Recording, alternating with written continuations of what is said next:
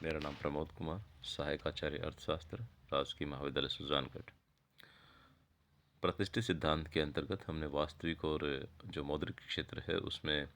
साम्य को समझाया था। अब हम बात कर रहे हैं कि जो साम्य है, जो मौद्रिक और वास्तविक क्षेत्र में जहां उत्पादन, आय, रोजगार, कीमतें, वास्तविक मजदूरी और मौद्रिक मजदूरी का निर्धारण हुआ है, उसमें यदि श्रम की पूर्ति या यदि श्रम की मांग में परिवर्तन होता है तो इसका जो साम्य है, वास्तविक क्षेत्र और मौद्रिक क्षेत्र, यानी कि उत्पादन, आय, रोजगार, कीमतें, वास्तविक मजदूरी, मौद्रिक मजदूरी आदि पर क्या कुछ प्रभाव देखने को मिलता है। सबसे पहले हम बात करते हैं श्रम की पूर्ति में परिवर्तन की। जब दिए हुए उत्पादन फलन तथा मुद्रा की पूर्ति की अवस्था में, अर्थव्यवस्था में श्रम की पूर्ति में वृद्धि हो जाती है तो बढ़े हुए अतिरिक्त श्रम को मौद्रिक मजदूरी में कमी कर घटी हुई वास्तविक मजदूरी पर ही रोजगार प्रदान करना संभव है, क्योंकि वास्तविक मजदूरी में कमी से ही श्रम की मांग एवं बढ़ी पूर्ति में साम्य संभव है, जैसा कि डायग्राम में दर्शाया गया है। यानी कि सबसे पहली बात तो ये स्पष्ट है कि श्रम की पूर्ति में वृद्धि होती है तो बढ़े हुए श्रमिकों को घटी हुई मजदूरी दरों पर ही रोजगार देना संभव हो पाएगा। रेखा चित्र 2b में श्रम का मांग वक्र डीएल है जो स्थिर है, जबकि श्रम का पूर्ति का प्रारंभिक वक्र एसएल डैश है तथा दोनों में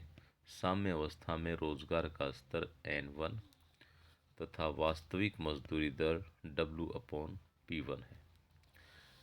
किंतु जब श्रम की पूर्ति में वृद्धि हो जाती है और श्रम की मांग यथावत रहती है तो श्रम की मांग एवं श्रम की बढ़ी हुई पूर्ति S1 का नया साम्य रोजगार के स्तर N2 पर होगा और वास्तविक मजदूरी घटकर W/P2 रह जाएगी। मतलब ये है कि यदि श्रम की पूर्ति में वृद्धि होती है तो श्रम का जो पूर्ति वक्र है वो दाहिनी ओर शिफ्ट होगा, जहां रोजगार का स्तर अधिक होगा और वास्तविक मजदूरी पहले की तुलना में कम होगी, जो यहाँ डायग्राम में देखने को मिल रहा है। रोजगार का स्तर N1 से N2 बढ़ा है, जबकि वास्तविक मजदूरी में W/P1 से W/P2 जो गैप है ये कटौती हुई है। रेखा चित्र 2a में उत्पादन फलन स्थिर रहते हुए रोजगार के स्तर में वृद्धि से उत्पादन भी OQ1 से बढ़कर OQ2 हो जाएगा। इस प्रकार स्पष्ट है कि श्रम की पूर्ति में वृद्धि के कारण बढ़े हुए रोजगार पर उत्पादन भी पहले की अपेक्षा अधिक होगा। चूंकि उत्पादन निर्भर करता है रोजगार की मात्रा पर, तो यदि रोजगार में वृद्धि होती है, जैसा कि चित्र के बी भाग में दिखाया गया है, N1 N2 जो रोजगार में वृद्धि हुई है, तो इसके कारण जो उत्पादन का स्तर है वो भी बढ़ेगा, जो चित्र के ए भाग में Q1 Q2 से दर्शाया गया है। रेखा चित्र 2C में मुद्रा का पूर्ति वक्र MV स्थिर रहते हुए जब उत्पादन में वृद्धि हो जाती है तो उत्पादन के ऊंचे स्तर पर कीमत स्तर में गिरावट होगी और कीमत स्तर P1 से घटकर P2 रह जाएगा। मतलब कि जब मुद्रा की पूर्ति स्थिर है और मुद्रा की पूर्ति स्थिर रहने पर यदि उत्पादन की मात्रा में वृद्धि होती है तो इससे जो कीमत है वो कम होगी, जैसा कि यहाँ देखने को मिल रहा है कि पहले कीमत OP1 थी जो घटकर अब OP2 रह गई है। रेखा चित्र 2D में W/P1 वास्तविक मजदूरी रेखा है जो श्रम की पूर्ति में वृद्धि होने से गिरकर W/P2 हो जाती है, क्योंकि घटी हुई द्रव्य मजदूरी पर ही अधिक श्रमिकों को काम पर लगाया जा सकता है। किंतु अगर मौद्रिक मजदूरी में कमी सामान्य कीमत स्तर में गिरावट के बराबर हो रही हो तो वास्तविक मजदूरी में कमी नहीं होगी और रोजगार नहीं बढ़ पाएगा। अतः मूल्य स्तर में गिरावट मौद्रिक मजदूरी की तुलना में कम होगी। वास्तविक मजदूरी गिरेगी, जैसा कि रेखा चित्र 2D में कीमत स्तर P2 पर W/P2 के कारण नई मौद्रिक मजदूरी W1 से घटकर W2 रह जाएगी। संक्षेप में कहा जा सकता है कि यदि श्रम की कुल पूर्ति में वृद्धि होने पर पुराने साम्य के स्थान पर नए साम्य स्थापित होंगे और घटी हुई वास्तविक एवं मौद्रिक मजदूरी दर पर ही अतिरिक्त श्रम को रोजगार पर लगाया जा सकेगा, जिससे रोजगार का स्तर बढ़ेगा और दिए हुए उत्पादन फलन पर रोजगार बढ़ने से कुल उत्पादन में वृद्धि होगी। मुद्रा की पूर्ति एवं चलन वेग MV स्थिर रहते हुए उत्पादन वृद्धि से कीमत स्तर में गिरावट होगी। अब हम बात कर रहे हैं कि यदि श्रम की मांग में परिवर्तन हो जाए, या मान लें कि जो श्रम की मांग है उसमें वृद्धि हो जाए। अर्थव्यवस्था में जब श्रम की पूर्ति SL तथा मुद्रा की मात्रा एवं उसका चलन वेग MV स्थिर रहें,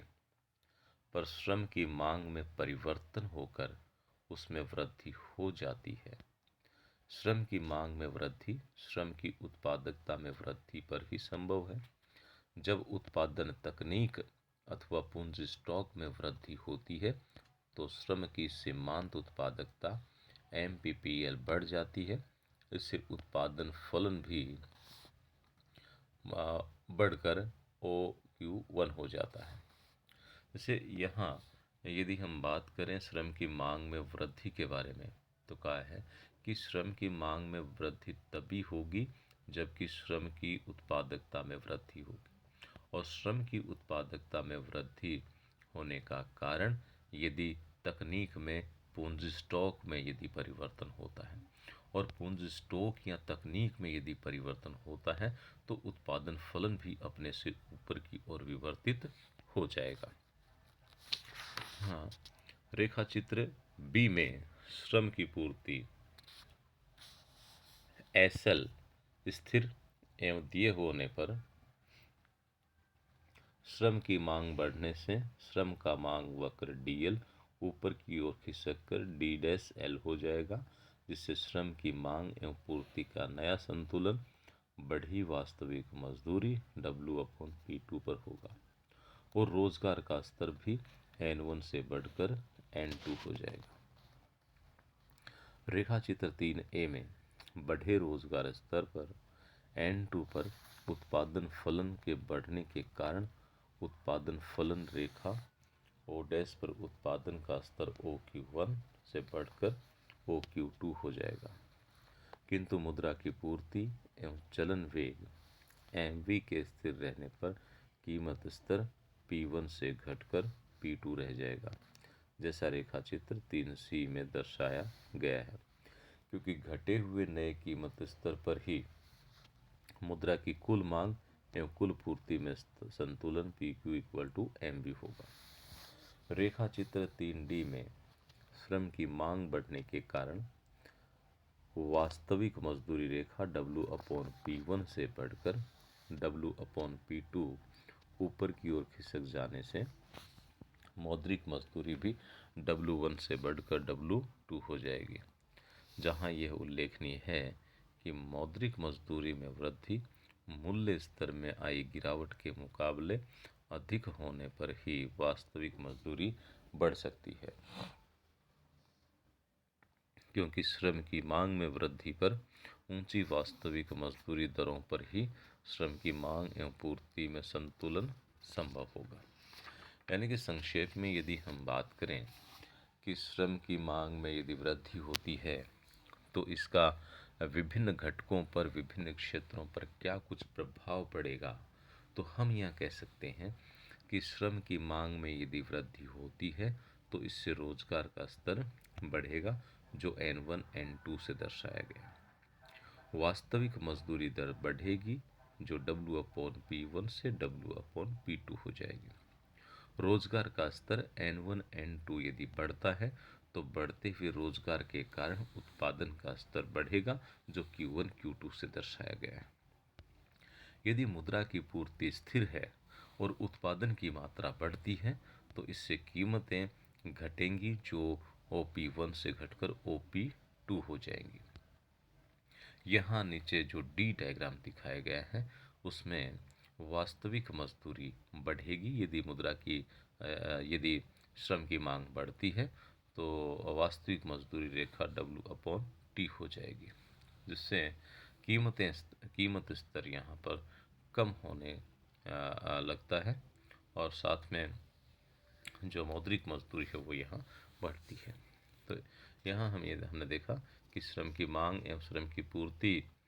श्रम की मांग में यदि परिवर्तन होता है या श्रम की पूर्ति में परिवर्तन होता है तो इससे वास्तविक और मौद्रिक दोनों ही जो क्षेत्र हैं संतुलन है, उत्पादन, आय, रोजगार, कीमतें आदि भी परिवर्तित हो जाती हैं।